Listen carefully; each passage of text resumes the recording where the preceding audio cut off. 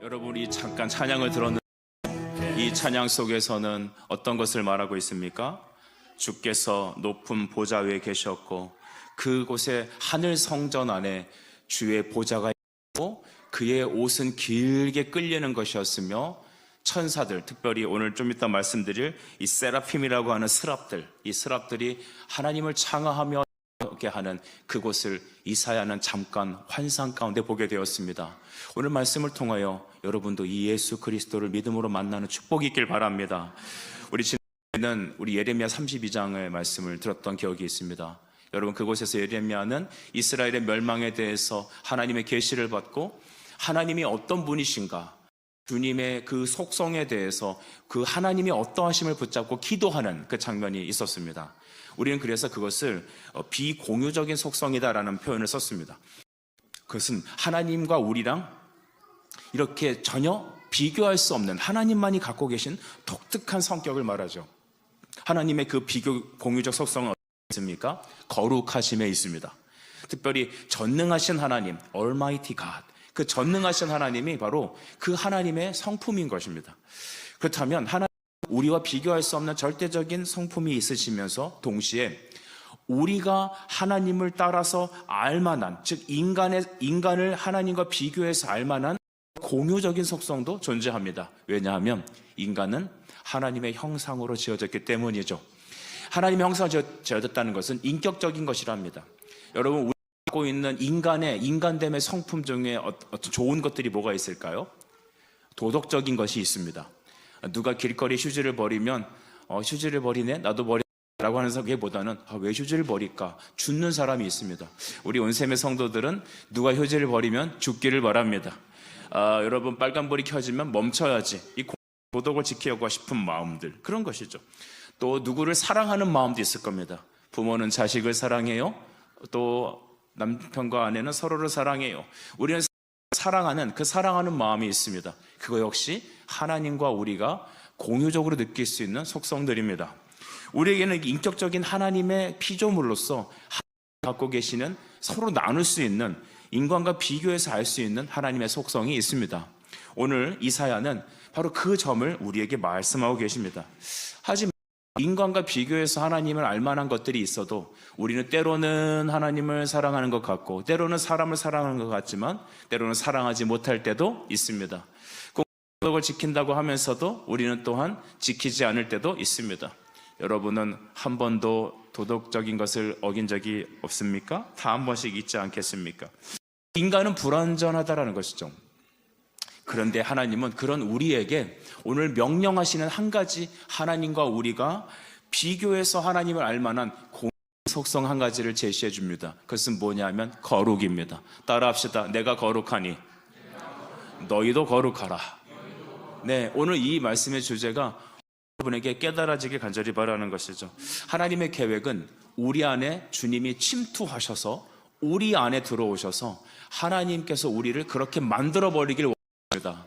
그래서 우리에게 명령하시는 거죠. 그 명령이 아까 뭐라고요? 거룩하라는 것입니다.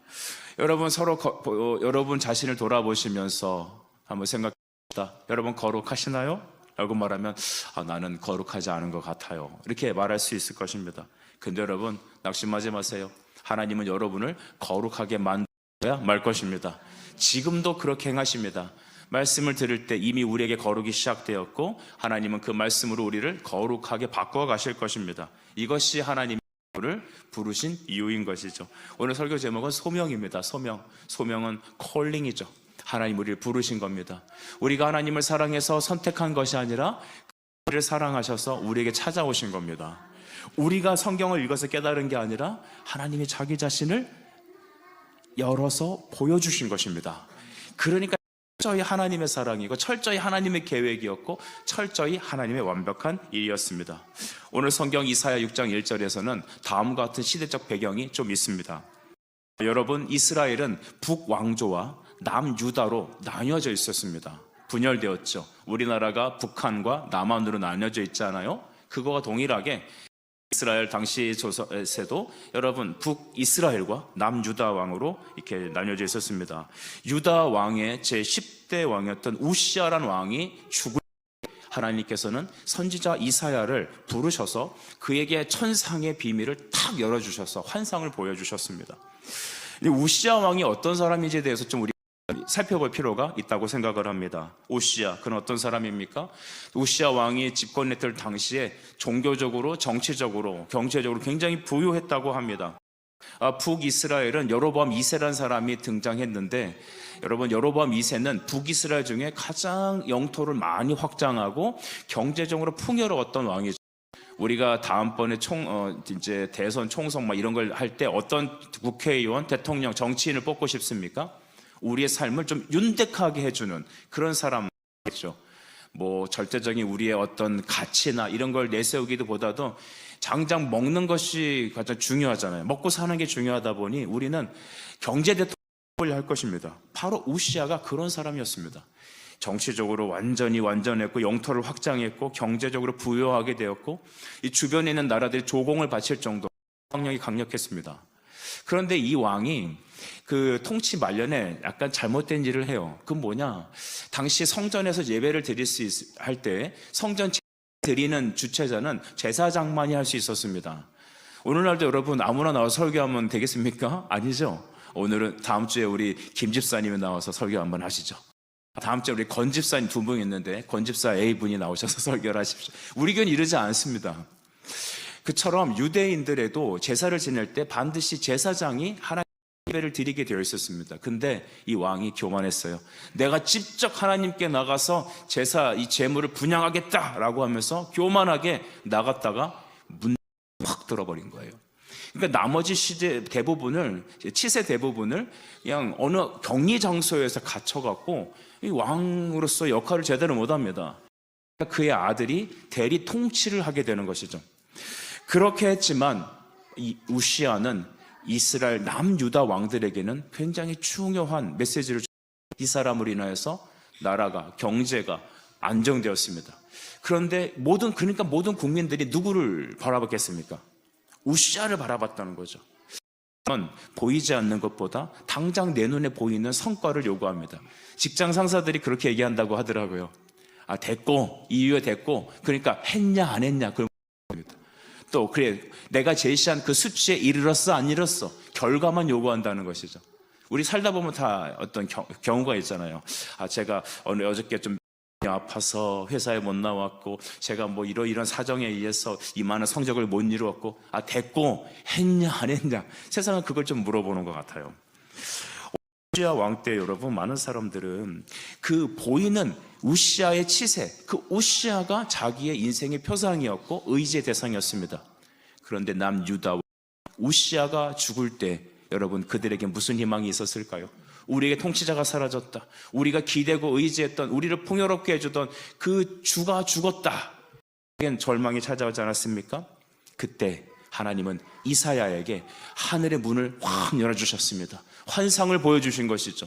그곳에 누가 계셨습니까? 그 우리 주 예수 그리스도께서 앉아 계셨습니다. 여러분 보이는 것보다 더 탁월하신 위대하신 주가 여러분의 주이십니다. 세상보다 더 강하시니 세상 통치자는 누구십니까? 보이는 대통령과 국가, 국방이 아니라 바로 우리 주 예수님이십니다. 가장 지혜로운 사람은 예수 의지하는 사람입니다. 여러분 남자친구 바라보지 마세요. 여자친구 바라보지 마세요. 남편 바라보지 마세요. 자식 바라보지 마세요. 부모 기대지 마세요. 우리 오늘 자녀들 보면 뭐 물어봅니다. 제가 야 너 다음에 뭐 이거 하는데 그 어떤 일 모르겠습니다. 그럼 어떻게 알아야 되니? 엄마한테 물어보세요. 여러분 어머니 여러분 자식 사랑하는 게 뭐냐면 자식으로 홀로 서게 할 수 있도록 세워주는 역할이지 자식을 대신해주는 게 아니라는 거예요. 여러분 천국도 자식 손잡고 데려가겠습니까? 아니에요. 자식을 사랑합니까? 말씀으로 혼자 설 수 있도록 가르치십시오. 그래서 하나님 말씀 앞에 굳게 서는 것, 독립적인 존재로 서게 하는 것, 그게 진짜 자식 사랑하는 것입니다. 하나님께서 오늘 이 이스라엘 백성들이 우시야 죽을 때 그 절망의 순간에 진정한 소망이신 예수를 이사야를 통해서 알려주신 것입니다. 우리 1절 제가 읽어보겠습니다. 우시야 왕이 죽던 해에 즉 주께서 높이 들린 보좌에 앉으셨는데 그의 옷자랑은 성전에 가득하였고 아멘. 여러분 예수님이 그 보좌에 앉아 계십니다. 여러분, 우리에게도 우리의 보좌에 계신 주님이 우리를 말씀과 성령으로 통치하십니다. 특별히 그의 옷자락이 가득 성전에 쫙 늘어져서 가득라고 합니다. 이 장면은 좀 우리의 상상력이 필요해요. 그러니까 머릿속에 그림을 그리면서 말씀을 들어야 합니다. 주님이 그 보좌에 계셨고 그 옷자락이 가득했다. 여러분, 옷자락은 무엇을 말합니까? 왕권을 말하는 거죠. 주님이 통치하시는 것이 그 성전에 가득했다라고 합니다. 여러분, 하나님 나라의 백성은 하나님 나라 속에 살아갑니다. 우리가 이 땅에 살 때 대한민국이라는 법과 이 지역에서 학교에서 어떤 룰이 있고 통치 속에 살아가지만 우리를 진짜 다스리시는 진짜 주님이 계시다라는 거죠. 그분이 예수님이십니다. 그래서 우리는 이 땅에 살면서도 하나님 나라 백성으로 사는 거거든요. 우리가 보이지 않지만 그 성전의 옷자락이 가득했던 것처럼 하나님의 통치가 우리 삶의 전반에 가득 채워져 있습니다. 진짜 행복한 사람은 누구냐면 예수님이 여러분을 다스리는 사람입니다. 그래서 여러분이 진짜 믿음의 사람이라면 저는 이것을 반드시 권면드립니다. 내 삶의 모든 것을 예수님의 통치에 맡겨드리는 겁니다. 첫 번째, 재정. 너희 돈이 있는 것에 네 마음이 있다라고 하셨습니다. 우리 학생 여러분, 단돈 1,000원을 받아도 하나님께 구별하여 예물 드리는 훈련을 지금부터 하십시오. 부모 여러분, 애들 코 묻은 돈 못하라 그냥 내냐, 너는 네 돈 네가 써라, 이거는 자식을 망치는 길입니다. 하나님을 경외하는 법을 배우십시오.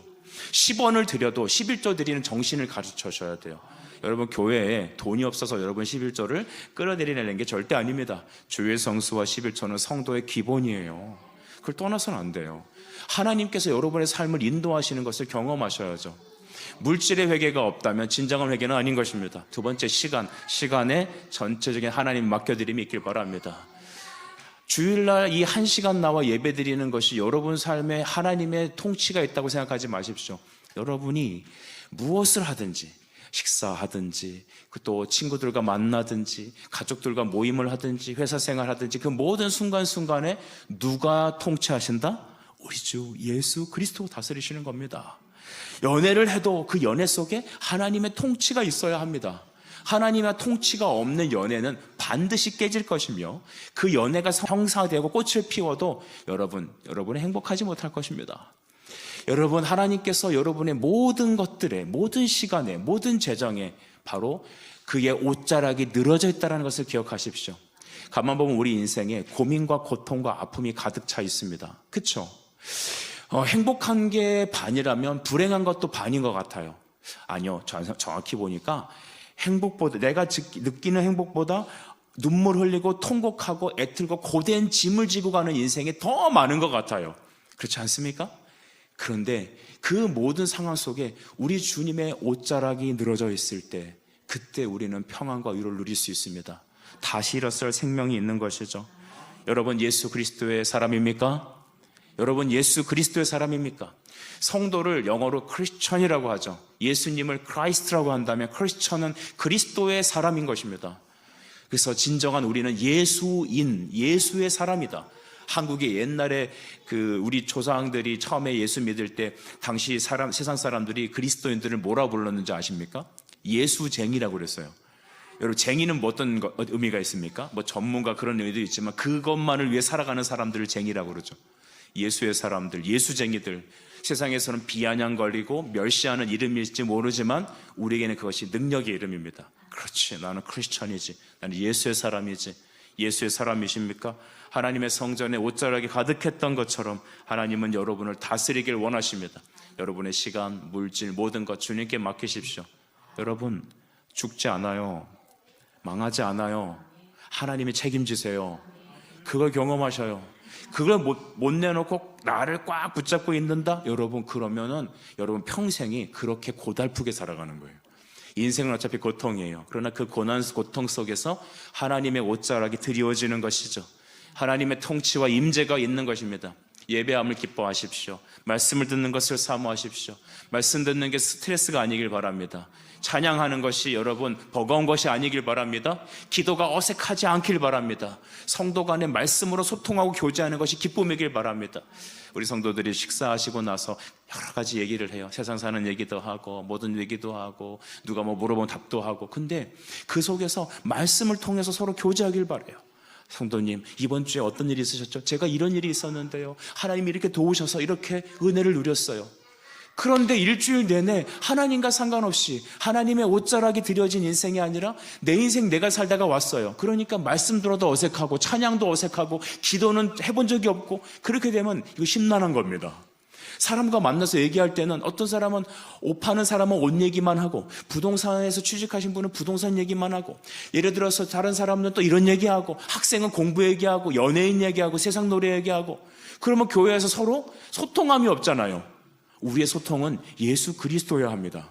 여러분, 보이지 않지만 이 자리에 주께서 계신 보좌가 여러분 앞에 드려져 있습니다. 진정한 통치, 여러분 안에 예수님이 계셔야 하는 겁니다.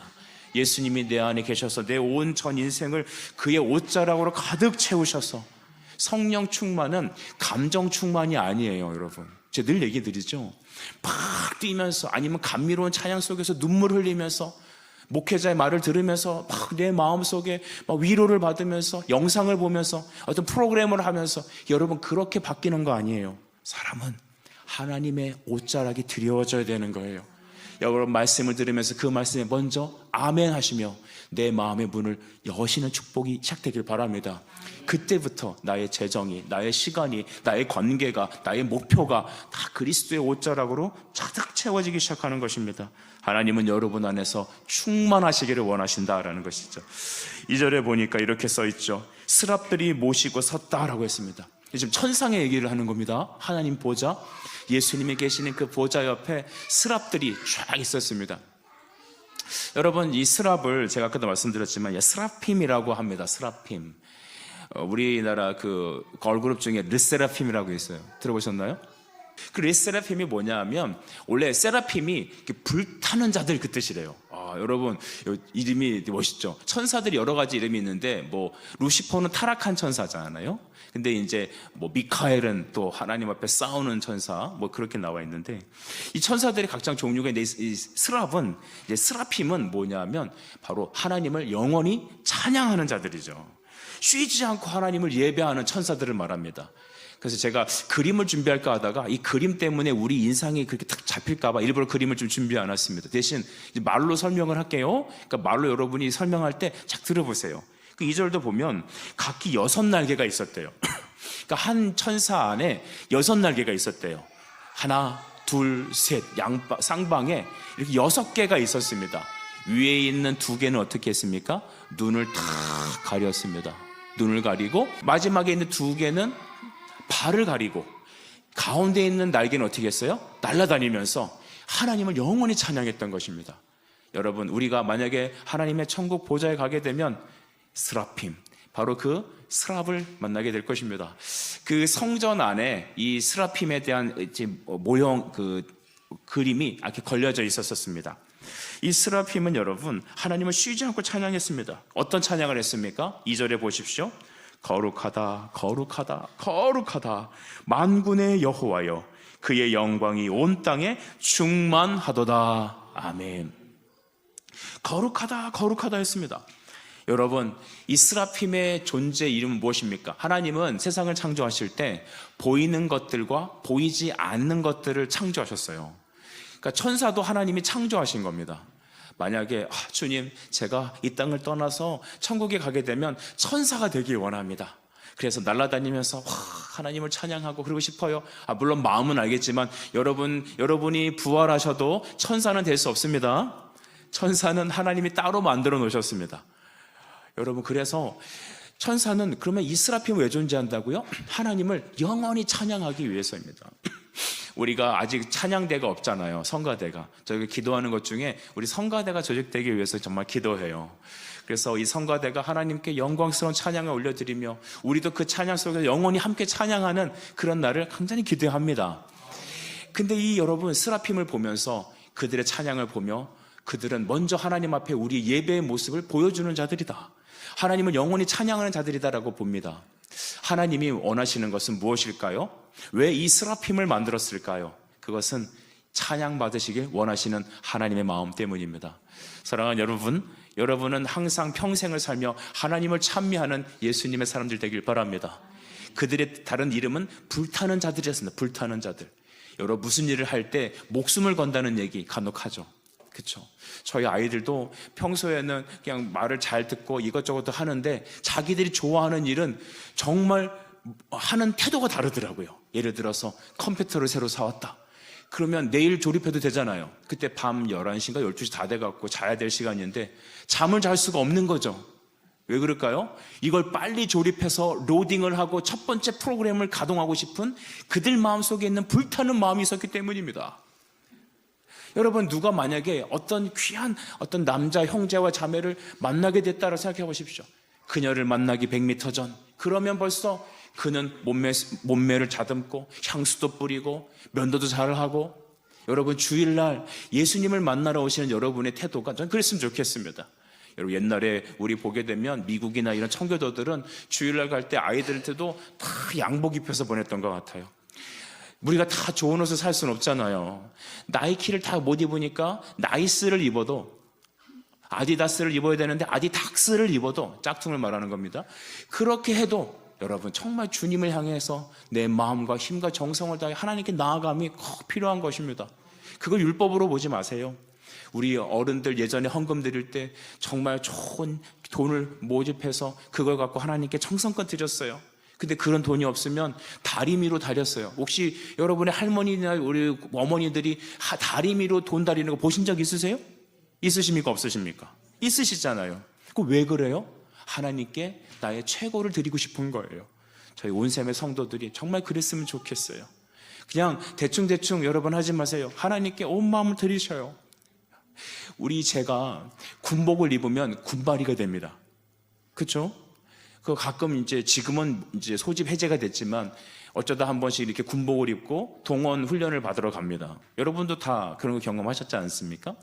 그러면 어쩜 그렇게 신학생들도 군복을 입는 그 순간부터 바로 군바리가 됩니다. 평소에는 전도사님 이랬던 사람들이 짝다리를 짚고 옷을 풀어헤치고 모자를 45도 각도로 눌러 쓰고 다리를 달달달 떨면서, 저는 그런 모습을 정말 충격 먹었습니다. 신학교에서는 전도사님 했던 사람들이 군복만 익히면 어떻게 돼요? 짝다리를 짚기 시작하는 거예요. 다리를 달달달 떨면서. 여러분, 우리가 입는 옷, 우리가 하나님 앞에 나오는 태도 중요한 거예요. 정말 중요한 거예요. 스랍은 하나님을 찬양하고 예배하는 자였습니다. 하나님 여러분의 찬양과 경배를 받으시길 원하시는 거죠. 우리가 이 땅에 평생 살아갈 때 이 스랍의 뜻이 불타는 자들이라고 했듯이 여러분의 온 마음이 하나님으로 불타길 간절히 바라요. 그러기 위해선 성령의 불을 받아야 합니다. 사도행전 1장 8절 말씀 보니 오직 성령이 너에게 임하시면이라고 했습니다. 답은 뭐예요? 성령이 너희에게 임하시면이라는 거예요. 그럼 예루살렘과 유다, 사마리아 땅까지 너는 내 증인 될 것이다. 할렐루야. 여러분, 목회하는 사람은 성령이 없으면 절대 되지 않는 거예요. 예수 믿는 사람이 하나님 앞에 예배드리고 믿음의 삶을 살 때 성령이 없으면 안 되는 거예요. 성령님 내게 임하여 주시옵소서. 내가 불타는 자로 살기를 원합니다. 여러분, 그렇게 살아가세요. 한평생 살아가는데 그냥 미지근하게 살지 마세요. 초대교회 7교회가 있었는데 계시록에 나오는 그 계시록 교회들 중에 여러분 라오디게아라는 교회가 있었다고 그래요. 라오디게아. 그 교회는 굉장히 부자였던 사람들이 많았어요. 여러분도 부자 되고 싶나요? 부자였어요. 가난한 사람이 없을 정도였습니다. 제가 그 라오디게아 지역을 가봤잖아요. 세상에 그 당시에 이미 냉온수 파이프가 각 집집마다 있었대요. 야, 여러분 60년대 70년대 한국에 살아가는 사람들이 집안에 냉온수가 나오는 집이 몇이나 됐었을까요? 별로 없었잖아요. 저도 기억에 물을 데펴서 뜨거운 물로 샤워했던 기억이 나요. 그것도 호사였어요. 명절이나 그렇게 하는 거예요. 이해가 안 가죠? 우리 어린이들 수도꼭지 틀면 뜨거운 물 나오던데요. 옛날에 안 그랬단 말이에요. 근데 그 몇천 년 전에 집집마다 냉온수 파이프가 이렇게 있어서 물을 받아서 목욕을 했대요. 그 라오디게아 교회에 주님이 얘기하시는 것은 네가 차든지 덥든지 해라고 하신 거예요. 여러분의 신앙은 어떻습니까? 르세라핌이 아니라 세라핌, 바로 하나님 앞에 불타는 자들로 살아가길 바랍니다. 그리고 그들의 삶은 하나님을 열정적으로 예배하는 거였습니다. 여러분은 어떤 직업을 갖고 계십니까? 학생입니까? 좋습니다. 직장인입니까? 좋습니다. 장사하십니까? 어떤 납품업을 하십니까? 무슨 일을 하십니까? 무슨 일을 하든지 여러분의 제1의 잡은 하나님을 예배하는 것입니다. 따라합시다. 나는 하나님의 예배자입니다. 시작. 나는 하나님의 예배자입니다. 예배하는 것이 목적이에요. 예배하기 위해서 일하는 거예요. 예배하기 위해서, 찬양하기 위해서, 주님을 증거하기 위해서, 예수의 이름을 고백하기 위해서 여러분 가정 주시고 돈 주시고 건강 주시고 여러분의 삶의 바운더리를 허락하셨다라는 것입니다.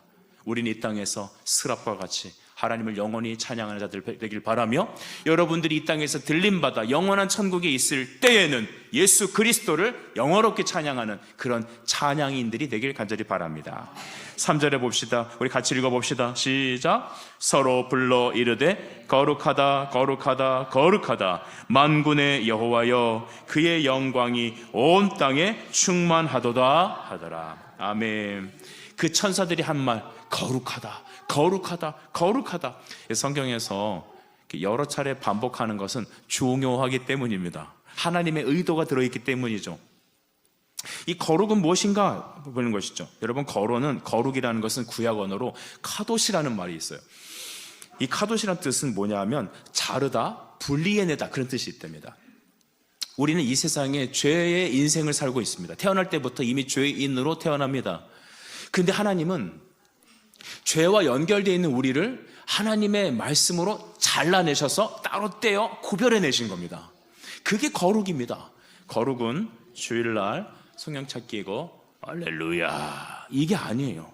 찬양팀이 눈물을 흘리면서 찬양하는 그 모습 거룩해 보이죠. 그것도 거룩이라 할 수 있겠습니다만 진짜 거룩은 이 세상과 구별된 것입니다. 우리 아브라함의 창세기 17장 보면 하나님이 아브라함에게 무엇을 명령하냐면 너희 자손, 가족들 자손 대대로 영원히 너희 자녀들은 할례를 행하라고 하셨습니다. 여러분, 할례가 뭔지 설명 안 해도 아시겠죠? 이 할례의 뜻이 뭐냐면 베리트 카라트라는 의미가 있어요. 베리트는 여러분 뭐냐면 언약이란 뜻이 있고요, 카라트는 잘라내는 거예요. 카타칼 잘라내는 거예요. 그러니까 하나님의 언약은 육체의 잘라냄을 통하여서 구별된 사람으로 세우기 위해서 하나님의 자녀들을, 그래서 할례 베푸라고 했어요. 오늘날 할례의 성취는 무엇입니까? 세례입니다. 세상과 분리된 하나님의 사람들이 바로 거룩한 사람들입니다. 근데 하나님이 거룩하다라는 것입니다. 여러분, 제가 설교 처음에 말씀드린 부분이 있을 거예요. 절대적으로 하나님과 우리가 비교할 수 없는 하나님만이 갖고 계신 독특한 특징을 비공유적인 속성이라고 했어요. 그의 거룩하심, 그의 전능하심. 근데 그것이 우리 안에 하나님과 이렇게 비교되어서 알 수 있는 것이 또 거룩함이라는 거예요. 근데 우리 자신을 보면 거룩하지 않아요. 우리는 이렇게 생각할 수 있습니다. 우리가 하나님이 거룩하신 분이지 거룩이 많으신 분이 아니라는 사실을 알아야 합니다. 하나님이 거룩이 많으니까 이 거룩 하나 띄어서 우리에게 주어도 괜찮을 것 같은 분이 아니라 그분 자신이 거룩함입니다. 하나님은 사랑이 많으신 분이 아닙니다. 하나님은 사랑이십니다. 하나님은 여러분 우리에게 돈이 많으신 분이 아니라 그분이 바로 모든 것의 모든 분이십니다. 원천입니다. 우리가 만약에 죄를 짓지 않으려고 거룩하게 되려고 내 삶의 전부를 다 하나님께 바치면 우리가 거룩해질 수 있을까요? 불쌍한 이웃을 위해서 내 삶의 온 삶을 다 불쌍한 사람들을 섬기는 데만 바치면 나는 거룩해질까요? 혹시 내가 죄가 생각나서 이 죄에서 떨어지기 위해서, 거룩해지기 위해서 죄가 생각날 때마다, 죄가 내 마음에 들어올 때마다 내 등짝에다가 가죽 채찍을 내려치면 그 고통 때문에 내가 죄에서 떨어져 나갈 수 있을까요? 다 틀렸어요. 어떻게 우리는 거룩할 수 있을까요? 하나님 그분이 내 안에 임재하셔야 합니다. 거룩이 많은 분이 아닌 거룩 그분이 내 안에 찾아오셔야 합니다. 예수님과 딱 연합되어야 합니다. 그러므로 예수 믿지 않은 사람은 거룩한 사람 아니에요. 예수님과 하나 된 사람이 거룩한 거예요. 여러분, 레위기 11장 45절 말씀 우리 한번 같이 읽었으면 좋겠는데요. 여러분 준비되면 같이 읽어봅시다. 시작.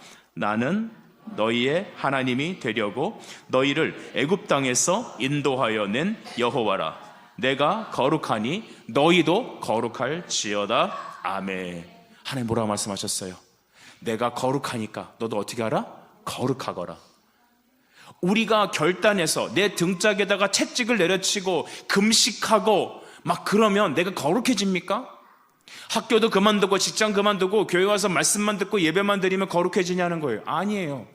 그분이 내 안에 들어오셔야 되는 거예요. 왜냐고요? 내가 거룩하니까, 하나님이 거룩하시니까, 그분이니까, 그분이 내 안에 오시면 내가 거룩하다라고 불림을 받는 겁니다.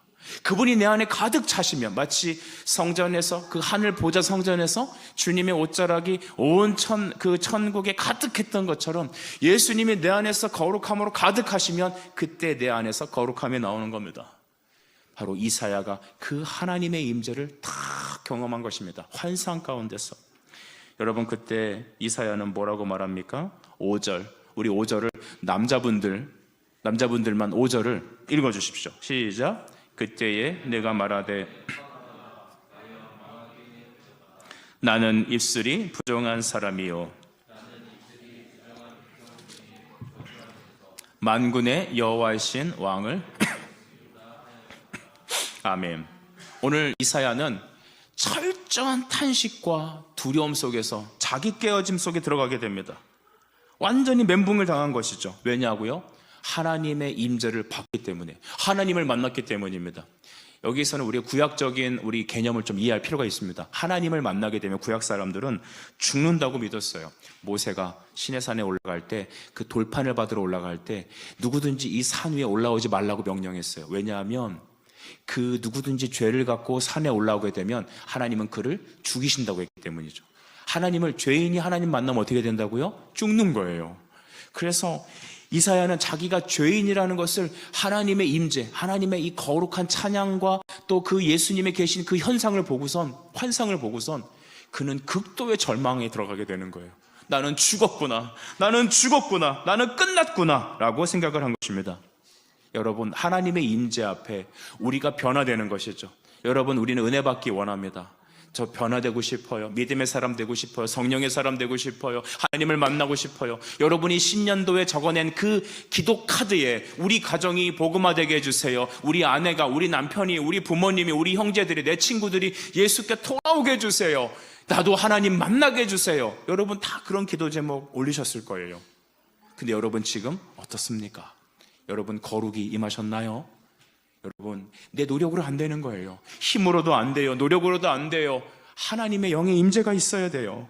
그래서 오늘 우리 말씀을 들어야 하는 겁니다. 이사야는 그 하나님의 임재 속에서 극도의 절망 속에 빠지게 되었어요. 설교자가 하지 말아야 될, 정말 오늘날 현대에 하지 말아야 될 설교가 뭐냐 하면 성도들로 하여금 좌절감을 느끼게 하는 거예요. 성도들로 하여금 하나님의 진짜 모습을 보여주지 않는 거예요. 하나님 두려운 분이세요. 하나님 우리에게 우리의 절망을 경험하게 하세요. 여러분, 자녀들이 인생을 살면서 여러분이 살아서 경험했던 절망이나 실패나 어려움들을 자식들이 경험하길 원하세요? 원하지 않으셔요? 원하지 않으시죠? 잘 되길 바라죠.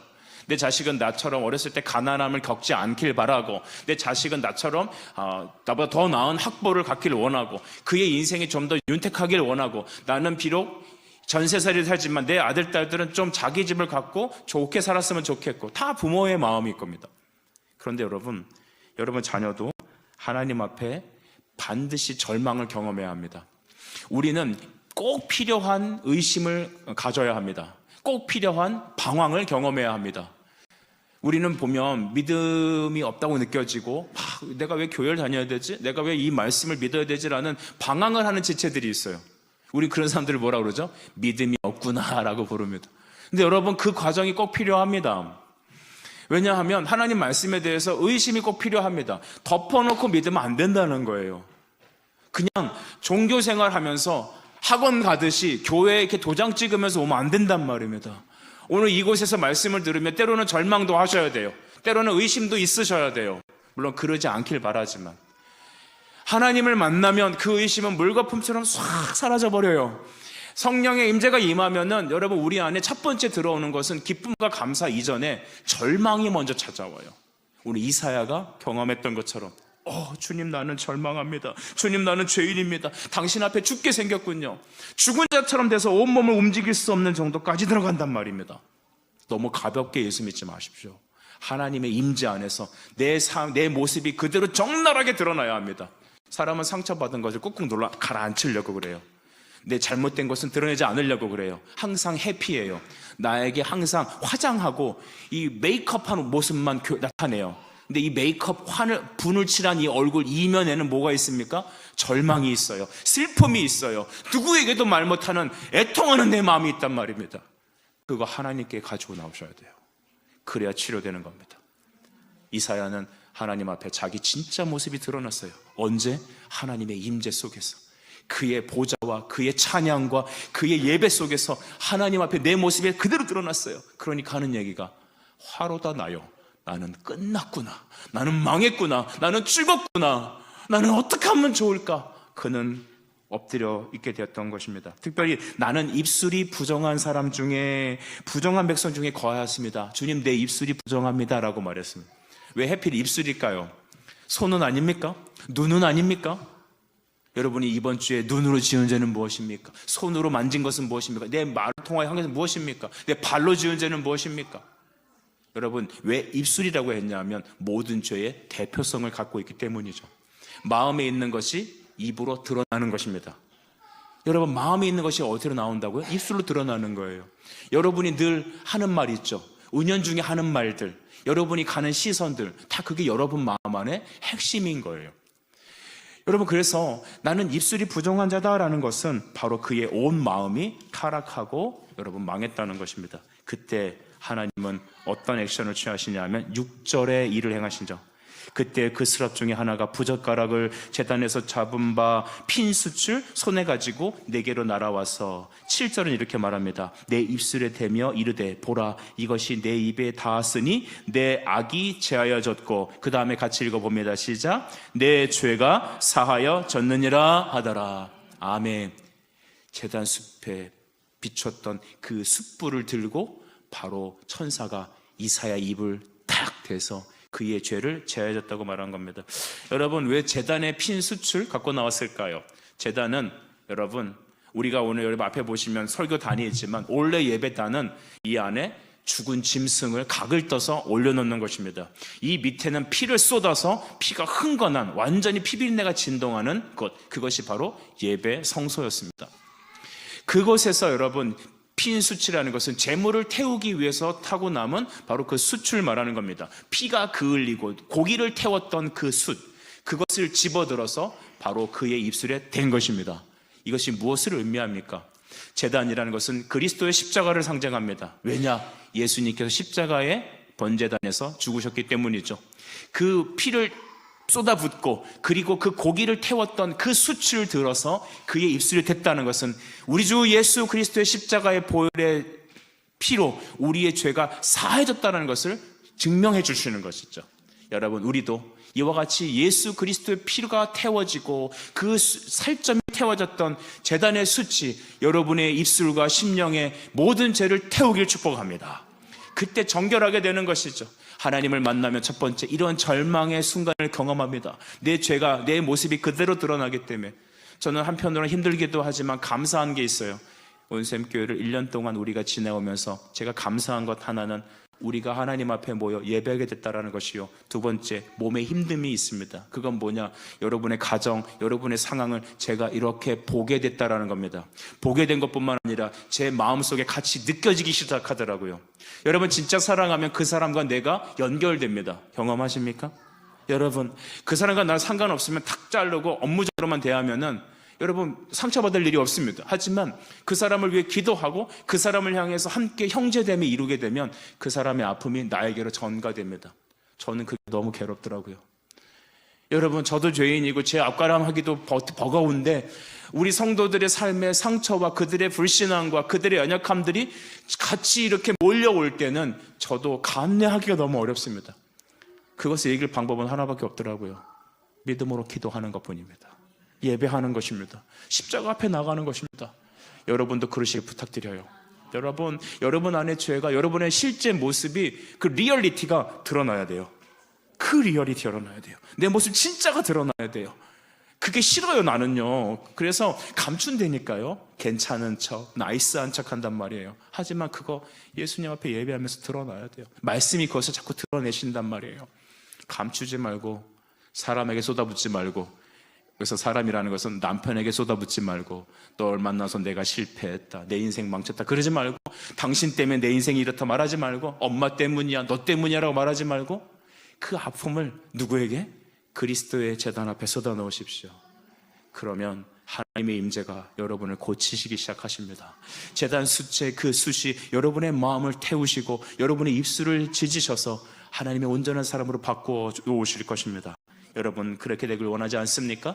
우리 요한일서 1장 9절 말씀을 같이 한번 읽어보셨으면 좋겠는데요. 한번 준비되면 읽어주십시오. 시작. 만일 우리가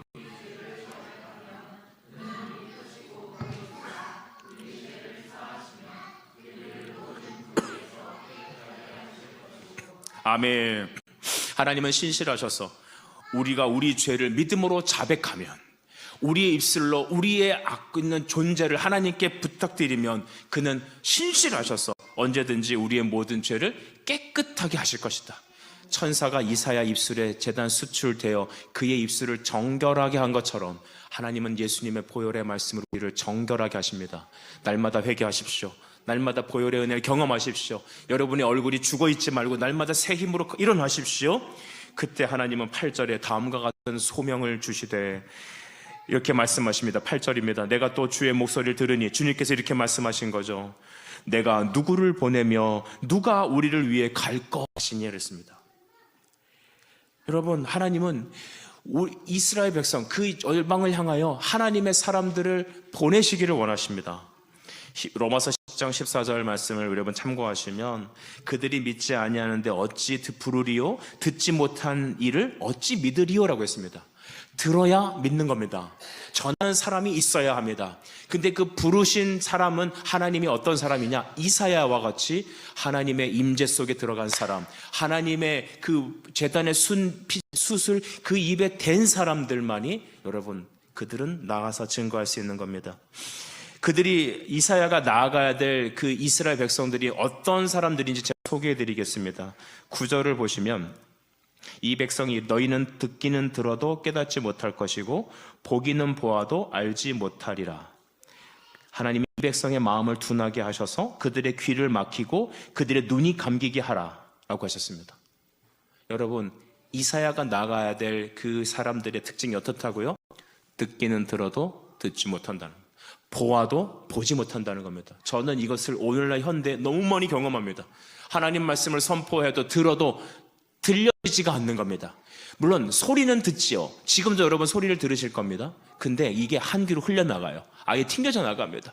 내 마음속에 깊이 새겨지지 않습니다. 그렇지, 그거지. 내가 내 마음에 터치가 있어야 돼요. 깨어짐이 있어야 돼요. 아까 세라핌처럼 불붙는 자들이 되어야 돼요. 하지만 그렇지 않아요. 냉랭해요. 그러니까 곡을 해도 울지 않고 음악을 울려도 춤추지 않는 세대가 바로 그들이었습니다. 이사야가 가야 될 사람들은 바로 그 사람들에게 가야 됐습니다. 오늘 목회자가 가야 될, 설교해야 될 사람들은 들어도 듣지 못하고 보아도 보지 못하는 이 땅에 있는 사람들입니다.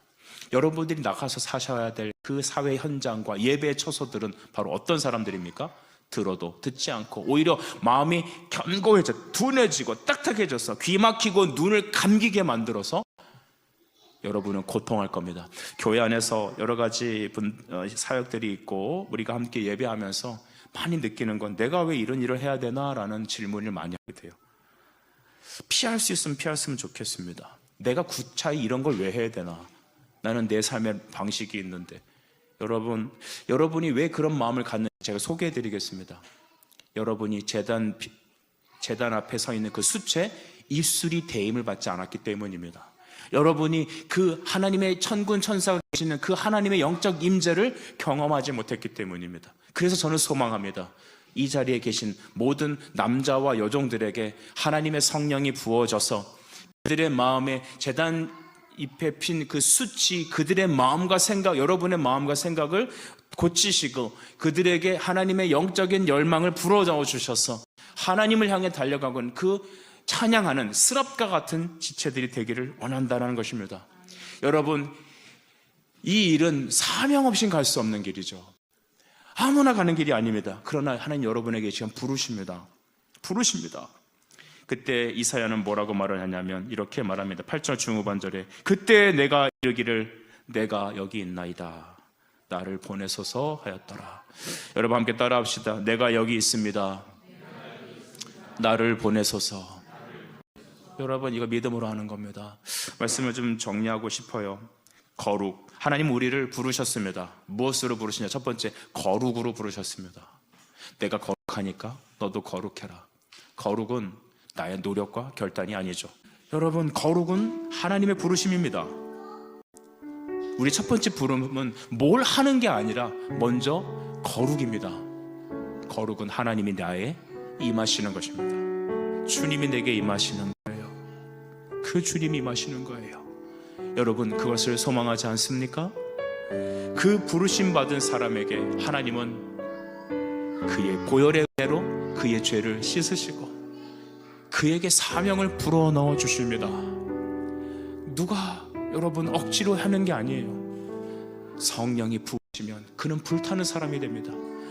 내가 누구를 보내고 내가 누구를 위해 갈까? 그때 주님, 제가 여기 있습니다. 저를 보내주세요. 사랑하는 여러분, 오늘 이 땅의 수많은 영혼들에게 주님께서 애타는 마음으로 여러분을 보고 계세요.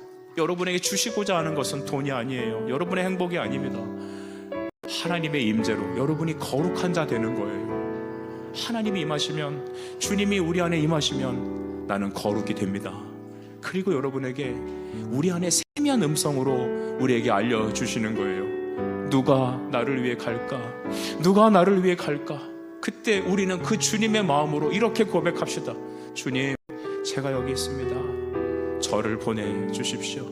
눈을 다 감고 이 시간 그 하나님의 부르심에 여러분 순종합시다. 주님, 제가 여기 있습니다. 주님, 저를 보내주십시오. 우리 함께 기도할까요? 기도드립시다.